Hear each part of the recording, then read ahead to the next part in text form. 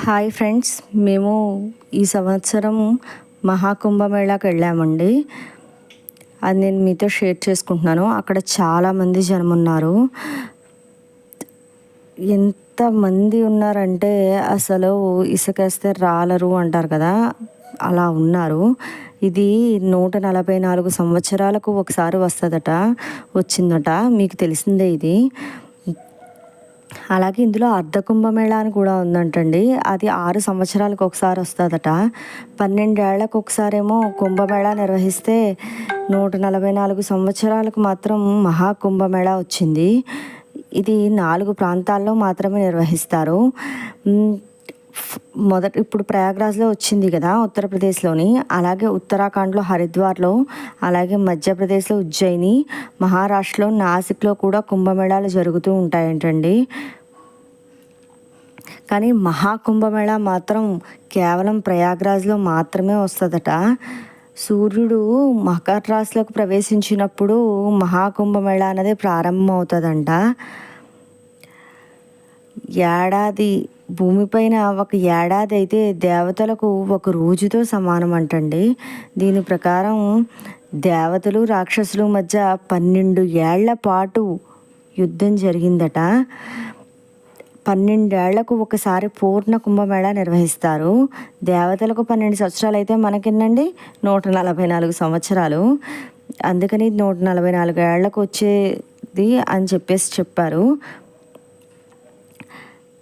ఇది ఇక్కడ ప్రయాగ్రాజ్లోనే, ఎందుకంటే ఇక్కడ గంగా, యమున, సరస్వతి 3 నదుల సంగమం కావడం వల్ల మహాకుంభమేళాని ఇక్కడే నిర్వహిస్తారండి.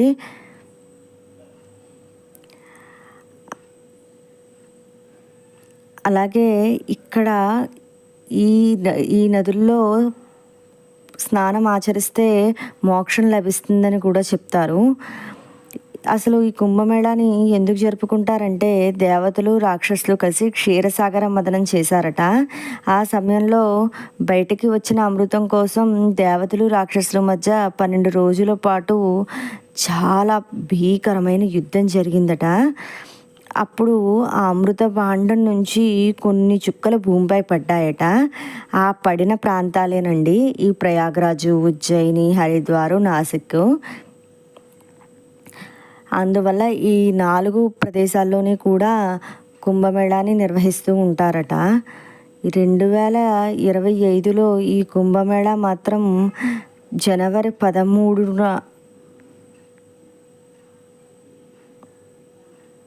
ప్రారంభమై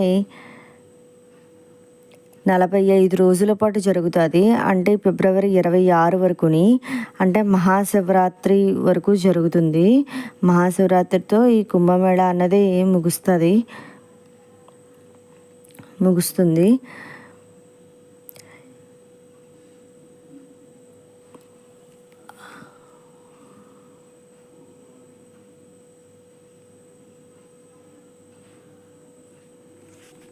అలాగే 2013లో కుంభమేళా జరిగిందంటండి. అది ప్రపంచంలోనే అతిపెద్ద మతపరమైన సమావేశమట. దాదాపు 120 మిలియన్ల మంది సందర్శకులు వచ్చారట అక్కడికి. అలాగే 2019లో కూడా జరిగింది, అది అర్ధ కుంభమేళా. తర్వాత ఇప్పుడే జరుగుతుంది 2025లో పూర్తి కుంభమేళా జరుగుతుంది. 2169 అంటే 2169వ సంవత్సరంలో ఈ కుంభమేళాకి 41 ఘాట్లను అయితే ఏర్పాటు చేశారండి. అంటే 8 శాశ్వత ఘాట్లుతో సహా కలిపి 41 ఘాట్లను ఏర్పాటు చేశారు. మహాకుంభమేళా సమయంలో అసలు ఏ దేవుని పూజిస్తారంటే గంగాదేవిని పూజిస్తారండి. అలాగే విష్ణుమూర్తిని కూడా పూజిస్తారు. అలాగే శివుణ్ణి కూడా పూజిస్తారు. అలాగే సూర్యుడిని, గురువుని కూడా పూజిస్తారు. గంగా నది ఒడ్డున ఉత్సవం జరుగుతుంది కాబట్టి గంగాదేవిని, అలాగే సూర్యుడు మరియు గురువు స్థానాలను పరిగణలోకి తీసుకున్న తర్వాతే మహాకుంభ మేళనం నిర్వహించబడుతుంది కాబట్టి ఈ 2 దేవుళ్ళని, అలాగే సముద్ర మథనం జరిగాకనే అమృత కలశం నుంచి పడిన చుక్కలు వల్లే మహాకుంభం ఏర్పడింది. మహాకుంభమేళా చేసుకుంటున్నాం కాబట్టి మహావిష్ణువుని, అలాగే ఆ సముద్ర బంధం తర్వాత వచ్చిన విషాన్ని శివుడు తాగాడు కాబట్టి, విశ్వాన్ని రక్షించాడు కాబట్టి మహాకుంభమేళా సమయంలో శివుడిని కూడా పూజిస్తారండి.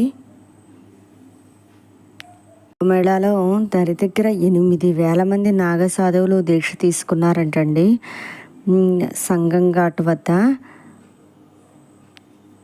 అలాగే ఇక్కడ ప్రధానమైన ఘాట్గా రామ్ ఘాట్ని చెప్తారు. కాళీ ఆలయం కూడా ఉన్నదండి. అలాగే ఖగోళ శాస్త్రం ప్రకారం కుంభం అనేది ఒక రాశిని సూచిస్తుంది. ఈ రాశిలోని కుంభమేళా నిర్వహిస్తారు. సూర్యుడు బృహస్పతి సంచారం ఆధారంగా ఈ కుంభమేళా తేదీలు నిర్ణయిస్తారటండి. సూర్యుడు బృహస్పతి సింహరాశిలో ఉన్నప్పుడు నాసిక్ త్రయంబకేశ్వరంలోని కుంభమేళా నిర్వహిస్తారు. అలాగే సూర్యుడు మేషరాశిలో ఉన్నప్పుడైతే హరిద్వార్లో నిర్వహిస్తారట. అలాగే గురుడు వృషభ రాశిలో, సూర్యుడు మకర రాశిలో ఉన్నప్పుడు ప్రయాగరాజులో కుంభమేళా నిర్వహిస్తారట. బృహస్పతి సూర్యుడు వృశ్చిక రాశిలో ఉన్నప్పుడైతే ఉజ్జయినిలో కుంభమేళా ఏర్పాటు చేస్తారట. ఇది 144 ఏళ్లకు ఒకసారి వచ్చే కుంభమేళా కాబట్టి ప్రతి 3 తరాల్లో ఒక తరం వాళ్ళకి మాత్రమే ఈ అదృష్టం దక్కుతుందంటండి. ఈ కుంభమేళాకి దగ్గర 48 కోట్ల మంది జనాభా పైనే వచ్చారండి. ఇక్కడ 360 డిగ్రీస్లో ఉండే డోమ్ కూడా ఏర్పాటు చేశారు. మేము వెళ్ళినప్పుడు కుంభమేళాకు తీసిన వీడియో అండి ఇది. మేము అక్కడ త్రివేణి సంగమంలో దగ్గరకు వెళ్ళి అక్కడ స్నానం చేశాము. కృష్ణమాచార్య గురువు గారు ద్వారా మాకు అక్కడ స్నానం చేసే అవకాశం లభించింది. నేను ఈ వీడియోని మీతో షేర్ చేసుకుంటున్నాను. Like, share and subscribe friends. Thank you.